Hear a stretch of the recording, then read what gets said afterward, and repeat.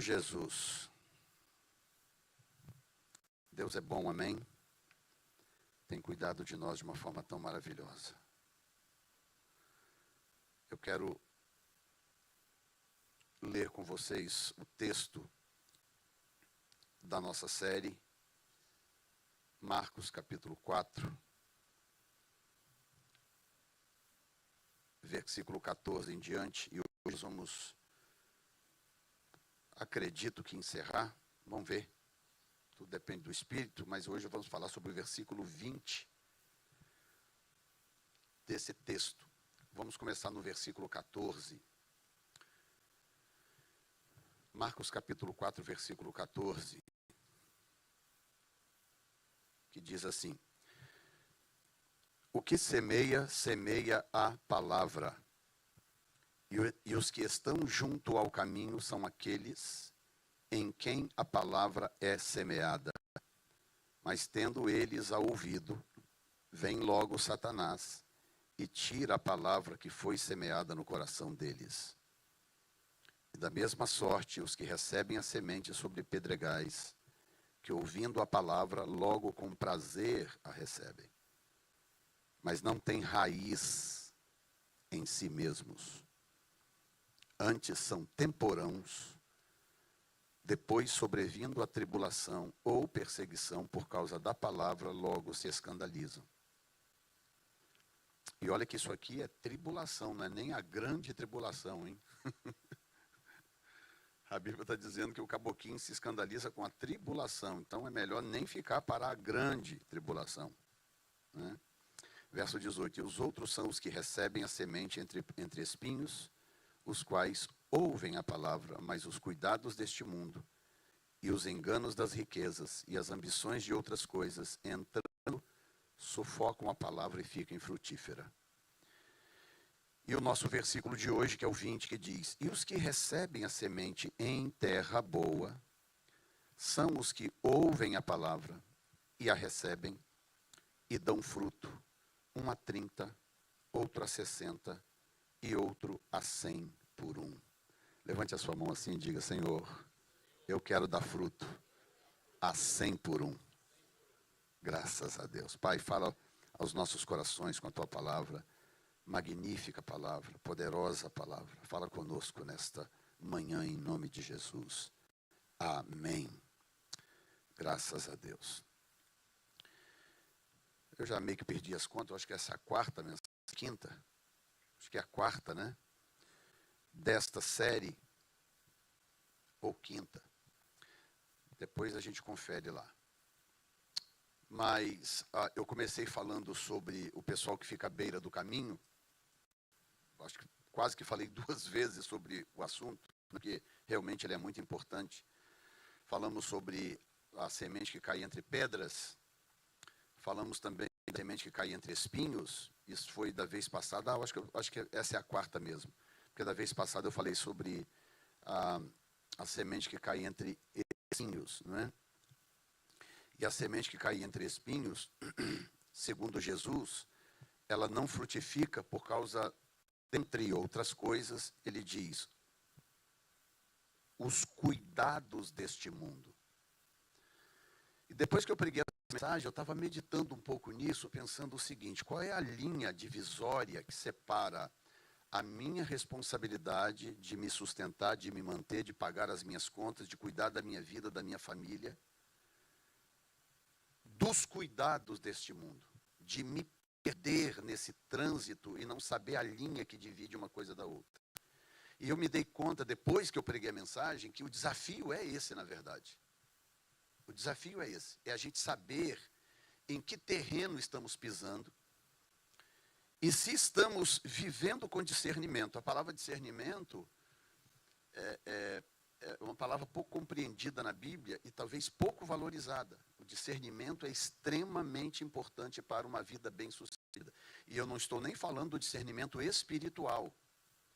É o discernimento espiritual do salvo. Não estou falando desse. Eu estou falando do discernimento de um modo geral, que é o que te ajuda a separar o joio do trigo. Separar o bom do ruim, o santo do profano. o correto do errado. A sociedade hoje está com problemas graves nesse sentido, de entender o que é certo e o que é errado. Eu estava ouvindo um debate ontem, e nesse debate,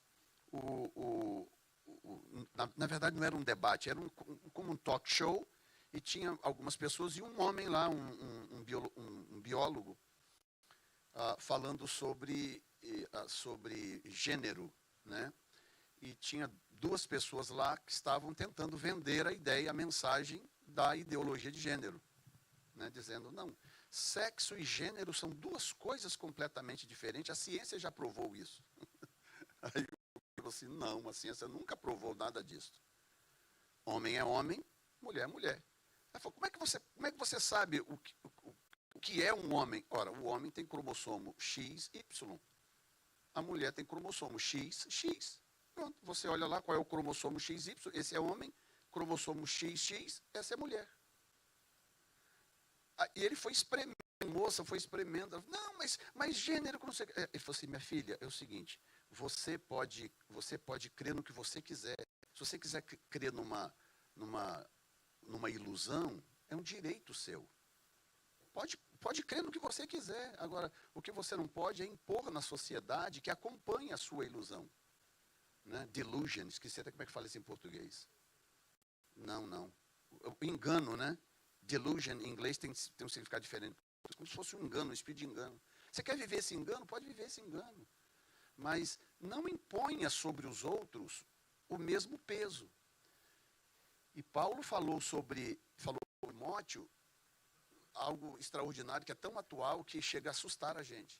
Que no final dos tempos, viriam tempos trabalhosos, porque os homens seriam amantes de si mesmos, presunçosos, arrogantes, orgulhosos, amantes do mal, do bem e tal. Ele dá uma lista que é tão atual que chega a assustar. Isso foi há 2000 anos atrás, quase 2000 anos atrás. E nós estamos vivendo exatamente esse momento em que as pessoas são amantes de si mesmas e as únicas coisas que interessam são aquelas que as satisfazem.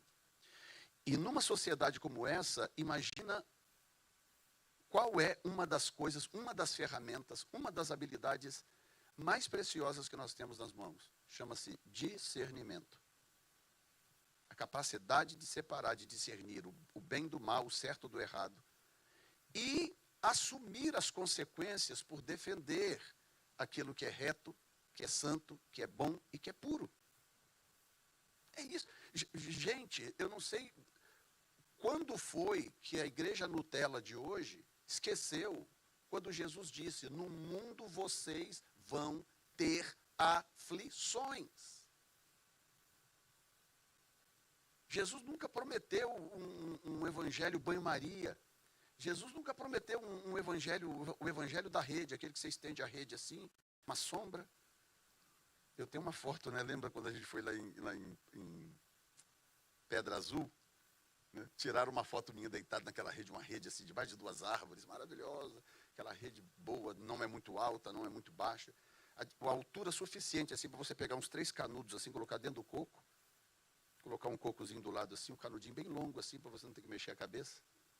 E você ficar ali só tomando aguinha de coco, deitado naquela rede maravilhosa. O evangelho não é isso, gente. Aonde foi que nós perdemos o rumo? Quando eu digo nós, a igreja. Nós perdemos o rumo. O André Valadão pegou umas mensagens aí bíblicas, salutares, no chamado aí mês, é esse mês ainda, né? Que nem acabou, né? O mês do orgulho, né? Você sabe o quê? E ele pregou mensagens sérias, mensagens claras, contundentes, mensagens de amor. Pois pastores do Brasil, gente inclusive de nome, gente que está com a cara na mídia aí, começaram a combater o moço chamando as mensagens de discurso de ódio. Discurso de ódio. Porque pregou mensagens que revelam a verdade sobre o comportamento humano. Quando foi que nós nos perdemos a esse ponto? A igreja do Senhor se perdeu a esse ponto. Quando Jesus disse, no mundo vocês vão ter aflições. Ok, eu não quero ter aflição, pastor, eu quero viver uma vida tranquila, Nutella, tranquilinho. Ok, então o cristianismo não é o seu lugar. O evangelho não é para você. Tem outras coisas aí, a nova era, por exemplo, maravilha. Você quer viver uma vida tranquilinha, sem qualquer tipo. Nova era, tá aí uma dica boa. Misericórdia, pastor, indicando o pastor nova era. Mas se você quer salvação, vida eterna, e você quer de fato construir uma história com Deus para que você possa passar a eternidade ao lado dele, você precisa receber do jeito que o evangelho é. É uma mensagem explosiva? É uma mensagem para aplausos? Não. Mas a minha primeira missão com as pessoas que me ouvem não é receber aplauso dessas pessoas. A minha primeira missão com as pessoas que me ouvem, que me escutam, em qualquer lugar que eu vá no mundo, a primeira missão com essas pessoas é garantir que elas estejam trilhando o caminho certo. Trilhar o caminho certo. E isso há consequências. Quando eu faço a opção, ok, qual é a minha opção? A minha opção é trilhar o caminho certo. Ok, tem consequências. Porque o mundo não está pronto, não está preparado para lidar com a verdade do Evangelho. Então, quando Jesus fala sobre os cuidados deste mundo, ele está nos colocando para pensar. Aí você imagina, eu preguei aqui 50 minutos semana passada, depois disso eu fui pensar nisso.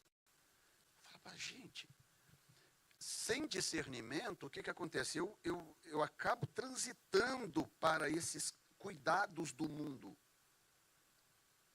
Eu começo a sacrificar a comunhão com Deus, por exemplo. Eu começo a sacrificar o meu tempo de igreja.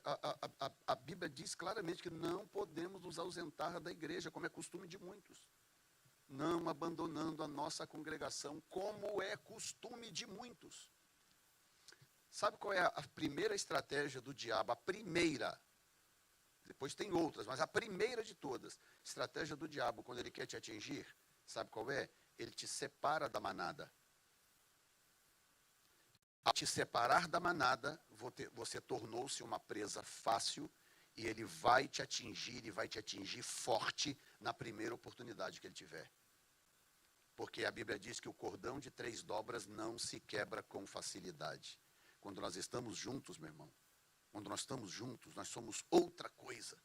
Somos outra parada. Esses dias o telefone do irmão Ronaldo deu pane aí, e aí todo mundo apavorou. Estou vendo aí no grupo dos homens, gente, cadê o irmão Ronaldo? Cadê o irmão Ronaldo? Cadê o irmão Ronaldo?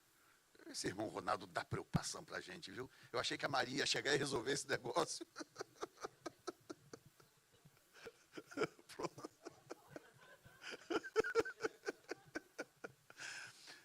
Pane no telefone do irmão Ronaldo. E eu vendo aquilo nos grupos, mas ao mesmo tempo aquilo me alegra. Por quê? Eu vou te explicar o que acontece. Nós somos seres gregários. Nós não fomos criados para viver isoladamente. Esses vídeos de safari da África, esses vídeos de documentário da África mostram isso. Os leões ficam escaneando assim a manada. Está lá aqueles wild beast, não sei como é o nome daquele em português. Parece um tourozinho pequeno. Os gnus. Aquela manada de gnus e tal, aquele monte. E eles ficam de lá assim, olhando a manada. Aí, de repente, eles começam a ver um ficando para trás. A manada vai andando e tem um lá meio mancando, ou seja, lá o que for, distraído. Distração também é um perigo. E aí eles ficam olhando, e aí a manada vai andando, aquelezinho vai ficando para trás. Aí eles vão, levantam. Vocês já viram isso, gente? Que coisa impressionante. 6, 7 leões, ou leoas, né? E aí levantam e sai correndo, não levantam, aí começa a andar devagarinho, né? Aquelas patonas assim, andando devagarinho. E a manada está lá e o separadinho está lá longe assim. Aí eles vão andando para cá assim, ó. Vão andando para lá. Aí 2 vão pular de lá. Tudo armado. A Bíblia diz para nós sermos vigilantes, porque o diabo, vosso adversário, anda ao derredor, bramindo como um leão, procurando a quem possa. Significa que ele não pode tragar qualquer um, ele não pode tragar a todos, senão ele estaria procurando a quem possa. Diz, procurando a quem possa tragar. Como que ele identifica? Opa, tem uma chance ali. Ora, a primeira coisa é quando ele vê que você está separando-se da manada. Ele fala, opa, surgiu uma chance. Aí começa. Lembrando da mensagem lá atrás, e essa série, se eu bobear, não termina ela nunca, porque a vontade é ficar indo e vindo, indo e vindo, indo e vindo, porque é muito rica. Aí começa lá na ponta, quando ele fala do pessoal da beira do caminho, que o diabo vem e tira as coisas do coração. Vai tirando as coisas do coração. Por quê? Porque a pessoa está parada na beira do caminho.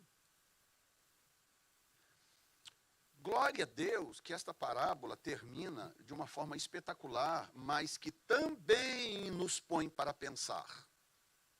E os que receberam a semente em terra boa são os que ouvem a palavra e a recebem e dão fruto, um a 30, outro a 60, outro a 100 por um. Deixa eu começar dizendo para você o seguinte, que tudo de Deus é tridimensional.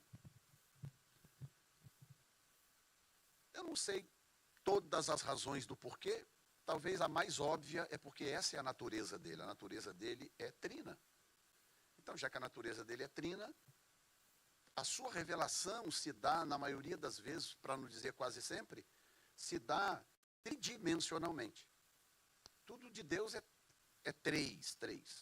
Noé tinha 3 filhos, deu origem às nações. Os patriarcas são 3 patriarcas, Abraão, Isaque e Jacó. Aí você vai somando aí, ele manda fazer o tabernáculo, são 3 compartimentos. Átrio, lugar santo, santíssimo lugar. Ele estabelece festas obrigatórias, quantas são? 3 festas obrigatórias. Páscoa, Pentecostes e tabernáculos. Ele tinha 12 discípulos, mas quantos eram os especiais?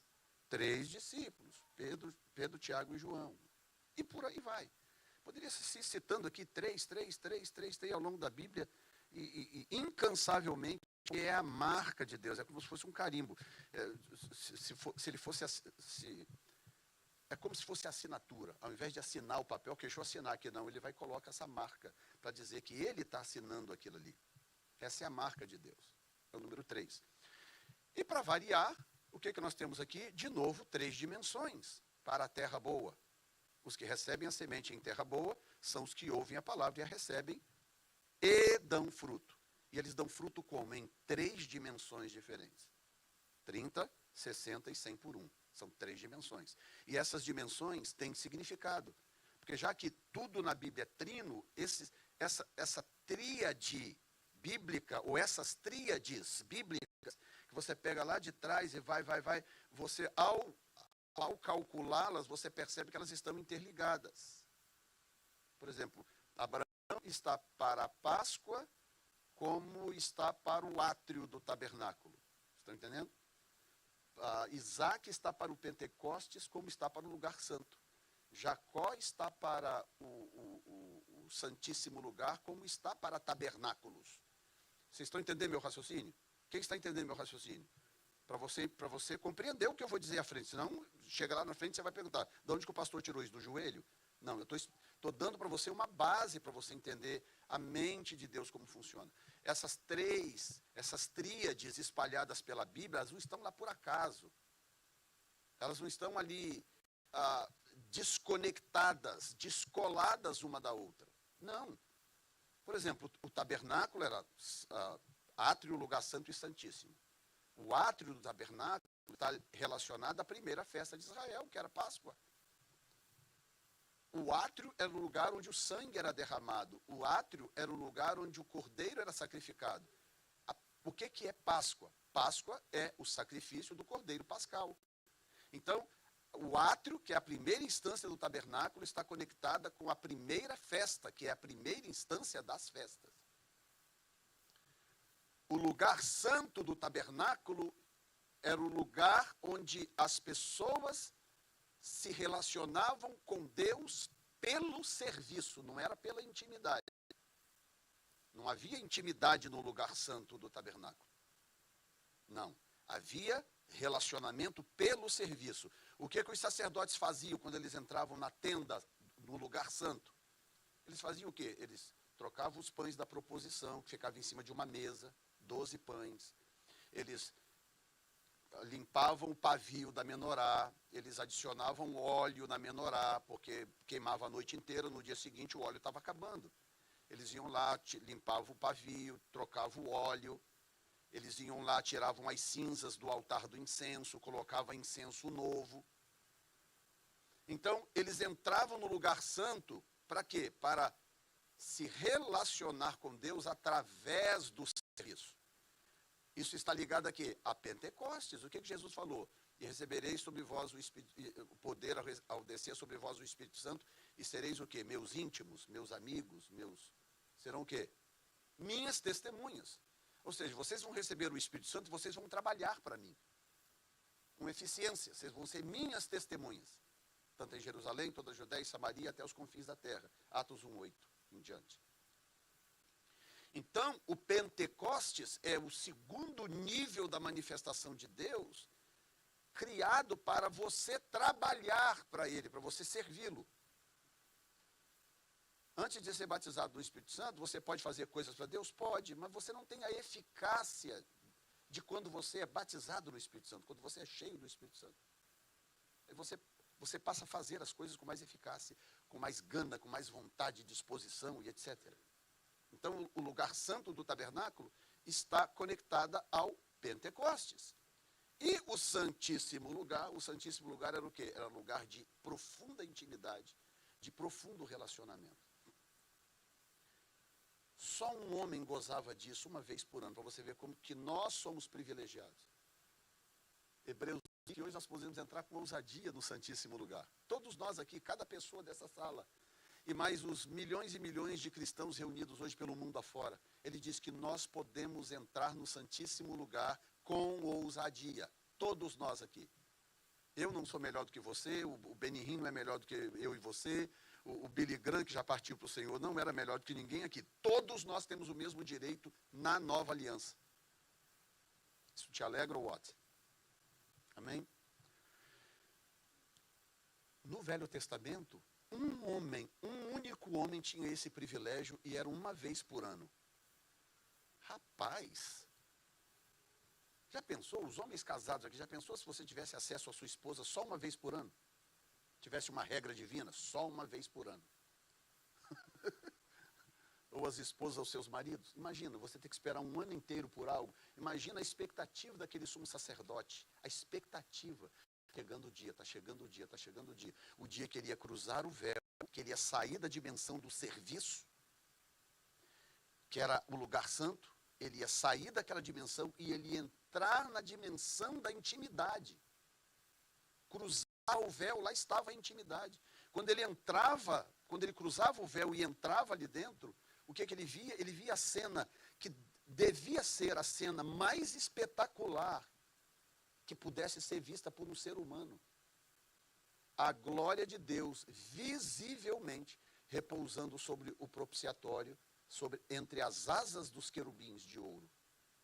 E quando ele abria a cortina e entrava lá dentro não tinha menorá, lá dentro não tinha vela, não tinha lâmpada, não tinha nada. O que é que iluminava o Santíssimo?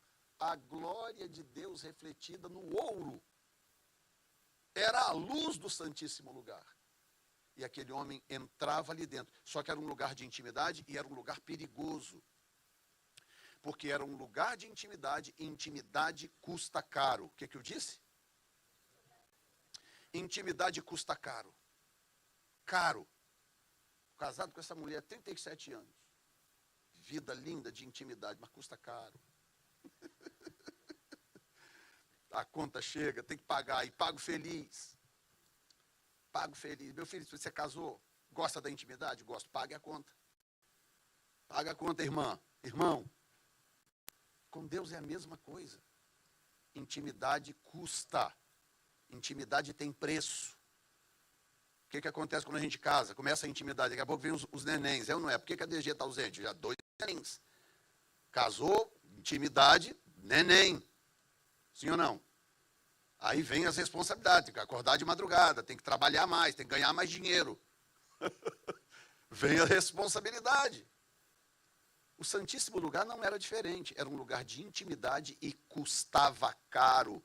Porque o indivíduo, para cruzar aquela cortina, ele tinha os últimos 10 dias, mas ele passava um ano inteiro naquela expectativa. Quando faltavam 10 dias para ele entrar lá dentro, ele saía de casa se separava da esposa, se separava de todo mundo, separava as coisas pessoais dele, ninguém podia tocar nas suas coisas pessoais, ele se isolava da própria família, 10 dias antes, porque ele tinha 10 dias para ele fazer uma autoanálise, tipo, será que eu fiz alguma bobagem que eu não devia, falei o que não devia, será não, que fez, né? Mas ele consertava com Deus, pedia perdão, oferecia sacrifício ao Senhor, para que no 10º dia, então, ele pudesse cruzar aquela cortina e sair de lá de dentro vivo.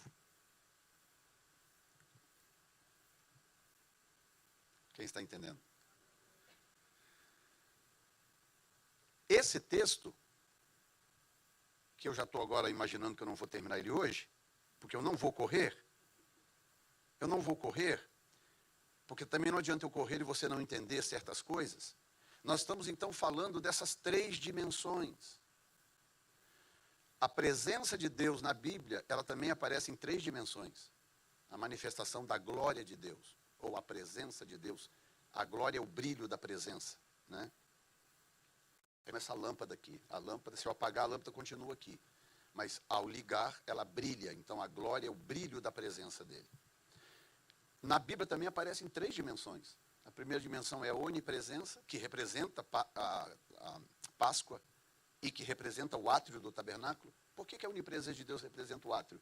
Porque lá todo mundo podia entrar. Era aberto, todo mundo podia. Qualquer pessoa da comunidade de Israel, inclusive estrangeiros assimilados na comunidade de Israel, podia entrar no átrio, no lugar do sacrifício.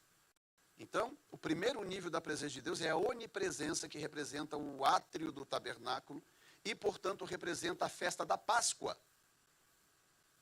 Também a festa da Páscoa é para todos. Representa a onipresença. E a onipresença é, como já diz, é Deus presente em todos os lugares. Então, Deus está presente aqui, mas Ele também está presente lá na boca de fumo, Ele também está presente lá no prostíbulo, Ele também está presente lá nas câmaras secretas das tramas dos governos, Ele está presente em todo lugar. Onipresença, é Ele presente em todo lugar. Mas a onipresença não é sentida. Quando vê aquele momento da visitação de Deus aqui, aquilo não é onipresença.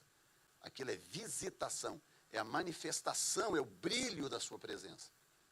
É quando as pessoas são tocadas, são visitadas, são batizadas do Espírito Santo, etc. Então, o primeiro nível é esse. O segundo nível é aquele que nós conhecemos muito bem no Pentecostes, né? É a presença que produz gozo, que produz alegria e gera poder. É como se fosse a função da eletricidade. É a eletricidade entrando num reator, numa lâmpada, produz luz, brilha, acende, clareia, o efeito é visível na mesma hora. Esse é o segundo nível da presença de Deus. Só que esse segundo nível, que é o que a gente vê no Pentecostes, Atos 2, o Senhor manifestando ali a sua presença no meio do seu povo, enchendo eles com o Espírito Santo, etc. Mas a Bíblia já me diz por que ele estava fazendo ali. Eu vou fazer isso aqui e vocês vão ser minhas testemunhas. Ou seja, eu vou dar para vocês o segundo nível da minha presença e vocês vão talhar para mim. É isso que a Bíblia está dizendo. Ok, então como assim, pastor, que eu vou trabalhar para Deus, mas não vou ser íntimo de Deus? Ora, você é íntimo de todos os clientes para os quais você trabalha? Você fecha um contrato para pintar a casa do fulano de tal, para reformar o deck do ciclano. Aí você termina aquele serviço, você está íntimo do cara? Sim ou não? Não. Quantas pessoas aqui que limpam a mesma casa há muito tempo e não tem nenhuma intimidade com a dona da casa? Sim ou não? Ou seja, trabalhar para alguém não gera intimidade. Foi esse o nosso erro. O erro da igreja foi esse.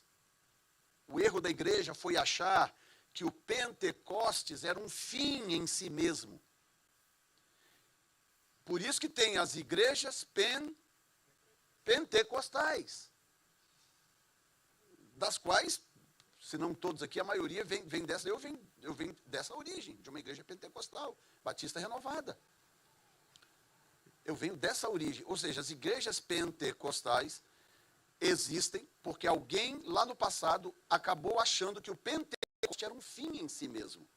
Ok, chegamos no Pentecostes, pronto, alcançamos o máximo da nossa relação com Deus. Não, não, não, não. Deus se manifesta sempre em 3 níveis, 3 dimensões. Se nós passamos por Páscoa, que é a salvação, é a morte do Cordeiro, é o derramamento de sangue, Páscoa, fomos cheios de poder em Pentecostes para trabalhar para Ele. Está faltando uma terceira dimensão. Está faltando. Eu não posso parar na segunda dimensão. Tem uma terceira. Assim como tem tabernáculos para Pentecostes, que é a terceira dimensão, assim como tem o Santíssimo Lugar para o lugar santo, sendo a terceira dimensão, assim como vem Jacó depois de Isaac para completar a terceira dimensão, e a terceira dimensão é sempre mais maior, sempre mais poderosa. Abraão levou 25 anos para gerar 1. Isaac levou a vida inteira para gerar 2. Jacó, na maior facilidade, gerou 12. A terceira dimensão é sempre mais poderosa, sempre mais frutífera, sempre mais abrangente. Tem alguém me ouvindo aqui? Razão do porquê a gente não pode parar na segunda. Porque a glória está na terceira dimensão. Está no terceiro nível. Olha o que Jesus está dizendo aqui. Eu vou deixar para falar sobre os números semana que vem. Sobre o 30, 60 e 100. Vou deixar para falar sobre ele semana que vem. Porque se eu tiver certeza que você entendeu o conceito que está aqui, você vai entender muito bem esses 30, 60 e 100, que eles não estão aqui por acaso. Por que Jesus escolheu 30, 60 e 100? Por que ele falou 20, 40 e 95, 99, 110? Por que 30, 60 e 100?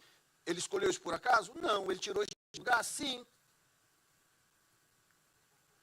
E nós temos que entender por que ele usou esses termos que nós estamos agora falando, essa mensagem de hoje e, portanto, a da semana que vem, nós estamos falando sobre os 3 níveis de frutificação. Olha o que ele diz de novo. Os que recebem a semente em terra boa são os que ouvem a palavra e a recebem, vírgula, e dão fruto. Aqui já está fora o pessoal que ficou parado na beira do caminho, aqui está fora o pessoal do coração de pedra, aqui está fora o pessoal com o coração cheio de espinhos. Está fora esse pessoal. Estão entendendo? Estão entendendo? Esse povo está fora do verso 20.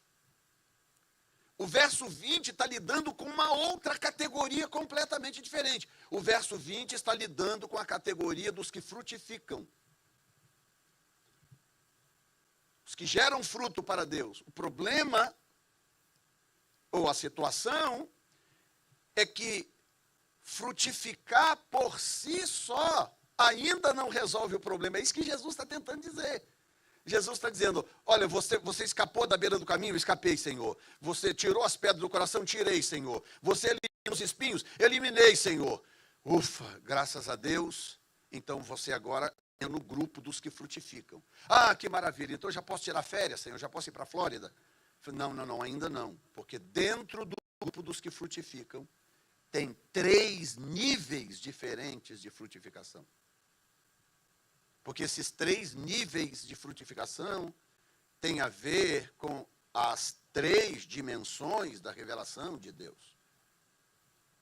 Essas 3 dimensões que eu estou falando aqui por 30 minutos, só para ter certeza que você realmente está entendendo a complexidade disso, porque é realmente um pouco complexo.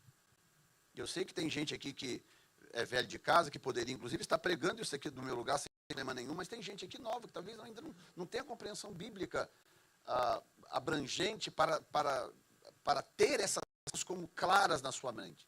Por isso que eu vou devagarinho, vou na base do biquinho de passarinho, né, uma minhoquinha de cada vez, para que todos estejam entendendo o conceito de frutificação na mente de Jesus. Diga comigo, há 3 níveis de frutificação no reino de Deus. Muito bem, e esses 3 níveis estão desconectados de tudo ou estão conectados a alguma coisa? Não, eles estão intimamente conectados. Ao perceber, ao perceber que essas tríades, todas essas tríades que eu citei aqui, Sem, Cão e Jafé, Abraão, Isaac e Jacó, Átrio, Lugar Santo e Santíssimo, Páscoa, Pentecostes e Tabernáculos, Pedro, Tiago e João, e por aí vai. Olha para você ver como que é sério. A gente fala João, Pedro e Tiago, Tiago, João e Pedro, ou a gente fala Pedro, Tiago e João? Porque é assim que a Bíblia diz, não é? Qual desses 3 discípulos era o discípulo íntimo de Jesus? É coincidência? Não tem como ser coincidência. João é o terceiro e ele era o íntimo, é o que reclinava a cabeça no peito de Jesus. Pedro era o poderoso. Olha o livro de Atos para você ver quem era o poderoso da história. Era Pedro. Pedro era Pentecostes. Pedro era poderoso. Quando ele foi cheio de Pentecostes, apesar de que ele representa a Páscoa, mas eu estou me referindo à manifestação do poder nos 3. Quando ele foi cheio do Espírito, meu irmão, já saiu ressuscitando gente, já fez coisas, já a sombra do caboquinho curava. Aí um dia, alguém pregando, tem gente que fala que a sombra de Pedro curava, a Bíblia diz que eles colocavam lá os enfermos, as pessoas coando mosquitos sem necessidade. Não, a Bíblia não diz que curava, a Bíblia diz que eles colocavam os enfermos para ver se a sombra... E você acha que eles colocavam os enfermos lá para a sombra dele tocar nos enfermos? Por quê? Por que você acha que eles faziam isso? Se de repente as pessoas começarem a trazer gente aqui na igreja e começar a colocar para onde vai passar a minha sombra, você acha que eles tiram isso, as pessoas tiravam isso de onde? Do joelho? Não, elas faziam isso porque havia acontecido. A unção do cara era tão poderosa que eu disse, não, vamos colocar aqui, só deixa ele passar, a sombra passar e resolve o problema. E não há limites para a fé, sim ou não? Não há limites para a fé. Então, voltando para o raciocínio, que eu vou encerrar com esse raciocínio, e a semana que vem nós vamos falar sobre os 30, 60 e 100. Eu quero que você cresça com essa série, que você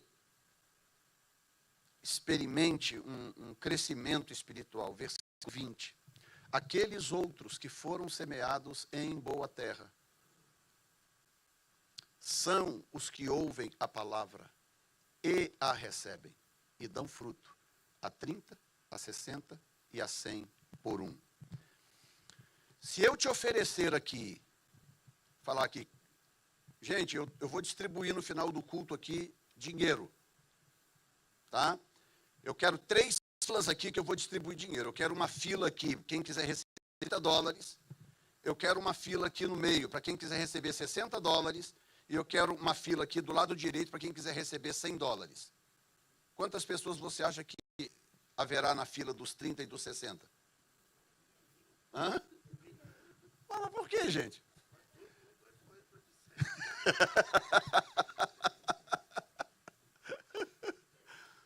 Por que será que todo mundo correria para a fila dos $100? Hã? Por que você acha? Por que as pessoas correriam todos para a fila dos $100? Hã? Porque vale mais. Vale mais. E se você não tiver noção, se eu pegar 3 crianças, se eu pegar 3 crianças da idade do Lucas, falar, o titio vai distribuir dinheiro.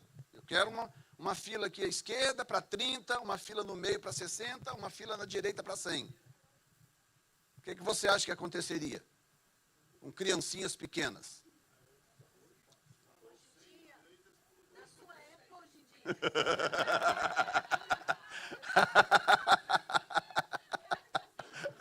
Poxa, jogou pesado, hein?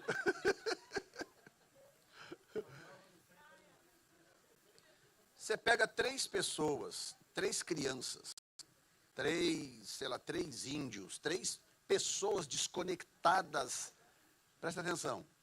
Você pega 3 pessoas, ou 100 pessoas, completamente desconectadas dessa noção de valores, e você manda formar as mesmas 3 filas. Você certamente terá pessoas nas 3 filas. Porque a falta de compreensão dos valores é que vai fazer com que as pessoas venham para a fila dos 30. dos 60 e apenas alguns na fila dos 100. Então, o que eu quero dizer com isso? A mesma coisa. Por que algumas pessoas só dão fruto a 30? Por que algumas pessoas só dão fruto a 60? E por que somente alguns poucos conseguem dar fruto a 100 por um?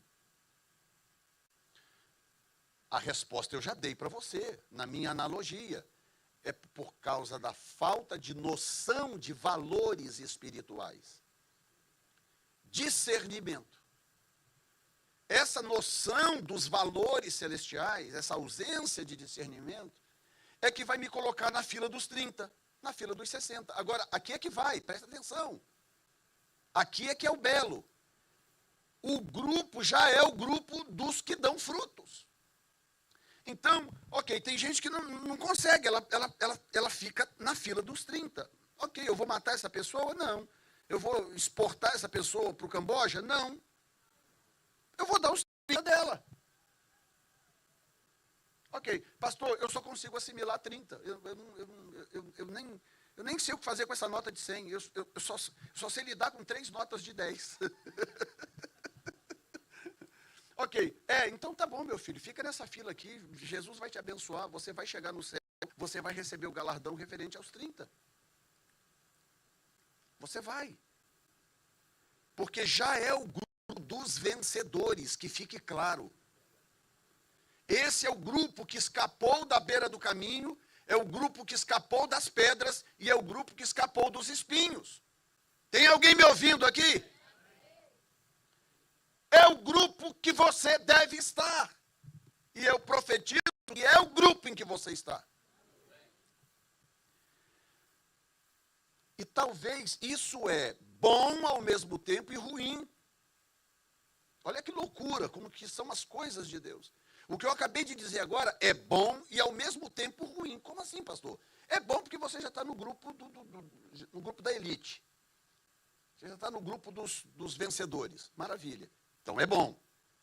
Mas é ruim porque o fato de você já ter entrado no grupo dos frutíferos, você se acomoda logo na entrada. Aí você se esquece que há uma dimensão a mais dentro do nível do relacionamento.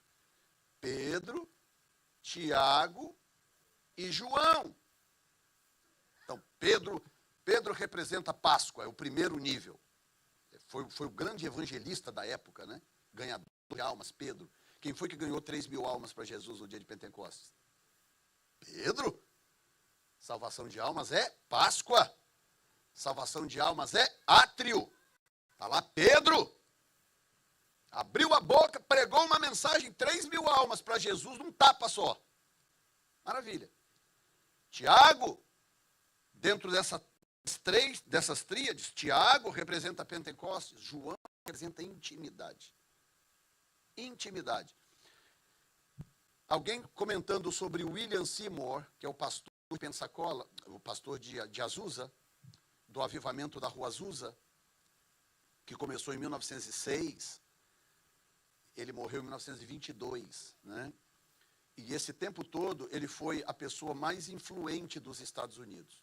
E durante muito tempo, até pouco tempo atrás, a pessoa mais influente do século, há pouco tempo atrás ainda era William Seymour. Qual é a pessoa mais influente do século? William Seymour. Um pastor negro, cego de um olho, descendente de escravos, numa época muito difícil, segregação racial. Você acha que o país está dividido hoje? Não tem noção como é que era 100 anos atrás. Não tem noção. William Seymour. E aí o pastor, o testemunho de um pastor que foi conhecer o William Seymour pela primeira vez. Eu já conhecia de longe, como pastor, como avivista, mas aí ele teve a chance, então, de conhecê-lo pessoalmente. E aí ele dando o testemunho dele. Como é que foi conhecer e encontrar o William Seymour? Aí ele fala assim, foi frustrante. Aí ele fala assim, eu vou explicar para vocês por quê. Porque eu estou esperando encontrar um homem expansivo, um homem falador, um homem isso, um homem aquilo, por causa de todas as experiências. Um homem que orava orou por um homem sem braço, e cresceu um braço. Cresceu. Ah, pastor, para cima de mim, pastor. Isso está documentado. É um dos avivamentos mais documentados da história. Mais documentados. Olhos, pessoas que não tinham olhos ou eram cegos, incontáveis, que foram curados no avivamento da Rua Azul. Eu estou falando de um cara desse nível. Aí, o cara estava assim, que eu fui conhecer o William Seymour. Diz ele, quando chegou perto do William Seymour, encontrou um homem pacato, um homem simples, que falava pouco, só respondia se ele perguntasse. E o tempo todo ali, olhando no relógio, está preocupado. Por quê? Porque tinha o horário de orar. Não, daqui a pouco eu tenho que orar, daqui a pouco eu tenho que estar com o Senhor, daqui a pouco tal. Só falava naquilo, só falava naquilo, só falava naquilo. E o pastor cheio de expectativa. Eu vou estar com o William Seymour. Imagina os altos papos, eu imagino. Não, a única coisa que ele encontrou foi um homem que construiu uma intimidade com Deus a tal ponto que ele se desconectou do mundo, ele se desconectou dessa dimensão. E não tinha o que conversar com ele. A menos que você vá para a mesma dimensão dele, não havia o que conversar com ele. Não havia. E aí o pastor disse, né, olha, foi uma experiência tremenda, mas ao mesmo tempo muito frustrante, porque eu não consegui conversar com ele 5 minutos. Eu não tinha assunto que eu conseguia desenvolver com ele. O governo está... sim, é verdade, o governo. Difícil essa segregação, segregação racial. Eu não quero conversar sobre essas coisas, tipo assim, termina logo o que você tem para me dizer, que eu quero ir para o quartinho ali, eu quero orar. Eu quero ir buscar a face do Senhor. Vocês estão compreendendo o que eu estou explicando? Ele se entregou a uma dimensão, ele entrou, ele não aceitou produzir nem 30, nem 60. Falei, espera um pouquinho, qual é o máximo que eu posso produzir? 100 por 1. 100 por 1 é o quê? 1000%, não é isso? Não é isso? Acho que é 1000%, porque é 100 por 1, então dá 1000%, né? Você já imaginou você produzir para Deus 1000%? 100, para cada um que Deus te der, você produzir 100. Pensa bem, rapaz, que negoção se eu falar, Ronaldo, é o seguinte, eu vou te dar $1 aqui, amanhã você volta com 100. Aí nós vamos dividir, 50 para cada um. Imagina bem, $1, pá. Aí no outro dia vem o Ronaldo com 100. Oh, meu Deus, toma mais um. Outro dia, 100. Toma mais um, mais 100. Falei, opa, pera um pouquinho, toma 100, aí volta com 1000. Rapaz, toma 1000, ele volta com 10.000. Pensa bem no tamanho da produtividade que é possível alcançar quando você sai da dimensão do serviço. E agora, escute bem, eu vou terminar aqui 11h30. Minha promessa é não passar disso, de 11h30, 11h26. O maior obstáculo para você experimentar esse terceiro nível de relacionamento com Deus, que é o nível da intimidade, chama-se vaidade. Vaidade é algo enrustido no coração que ninguém consegue ver ou perceber, mas se estiver lá, estará lá. E ele consegue ver. A vaidade é o maior de todos os obstáculos para eu alcançar esse nível dos 100 por 1. A dimensão do Santíssimo Lugar. A produtividade de Jacó. Jacó gerou 12, quando o avô dele levou 25 anos para gerar um.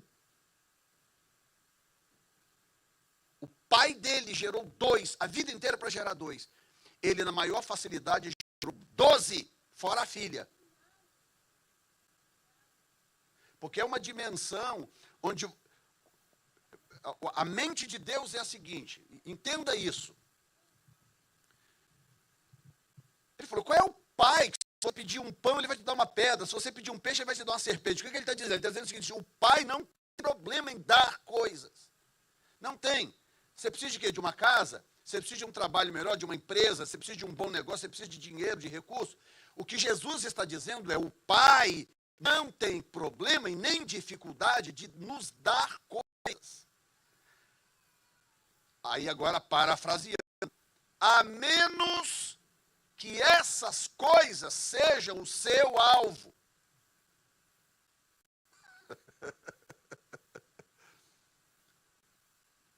Quando você coloca, Salomão, pede o que você quiser que eu vou te dar. Senhor, Senhor, me dá um coração sábio para poder entrar e sair diante deste tão grande povo que o Senhor me deu. Aí Deus falou, ok, é esse o seu pedido? É. Bom, já que você não pediu nem riquezas e nem a derrota dos teus inimigos, eu vou te dar isso também.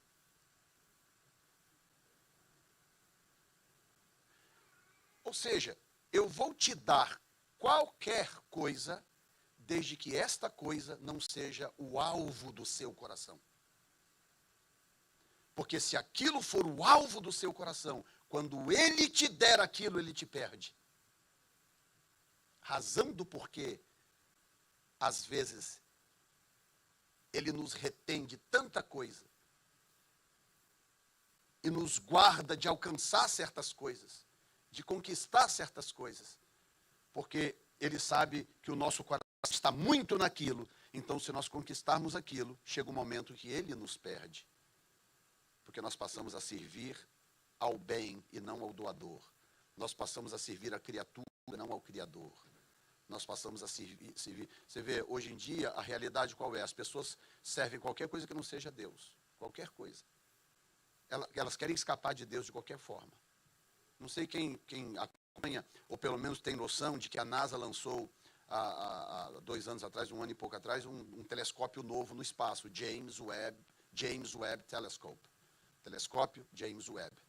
Esse telescópio, ele é 100 e tantas vezes mais potente do que o Hubble, que já é espetacular. E quando eles lançaram o telescópio começou a tirar foto de coisas distantes, muito distantes do universo, e esse telescópio desmoronou a teoria do Big Bang. Desmoronou. Eles estão perdidos, eles estão igual barata tonta, porque o James Webb mostrou provas de que o Big Bang não pode ter acontecido.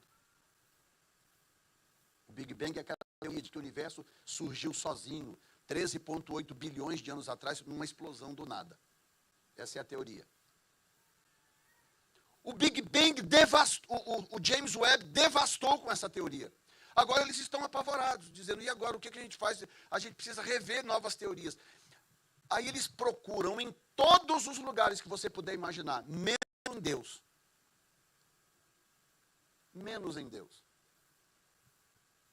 Aí tem um astrofisicista agora, que é considerado um dos maiores do mundo, chama Michio Kaku. Ele é um americano descendente de japoneses. Talvez o maior hoje do mundo. E ele chegou à conclusão, depois de ver as fotos, as provas do James Webb, ele virou. Agora, esses dias eu estava vendo o vídeo dele, ele falou assim, não há como o Big Bang ter acontecido. Ele falou, o mais provável, olha bem, o mais provável é que o universo seja produto de frequências, de vibração de frequências. Aí eles vão escrever agora uma nova teoria, e cada um surge com uma teoria diferente. Tudo isso para não dizer, no princípio, criou Deus os céus e a terra. Quem está me entendendo nesta manhã? Eu quero que você saia daqui e que você volte domingo, escute isto. Eu quero que você volte domingo, dizendo no seu coração, eu quero descobrir o caminho para produzir 100. Eu quero encontrar o caminho da intimidade com Ele. E domingo nós vamos falar sobre isso. Vamos falar sobre o que representa os 3 números, 30, 60 e 100. Hoje eu falei só do conceito das tríades. Mas domingo que vem eu vou falar sobre os números. Por que Jesus citou 30, 60 e 100? E eu acredito que Ele vai te abençoar grandemente. Você pode se colocar de pé neste momento.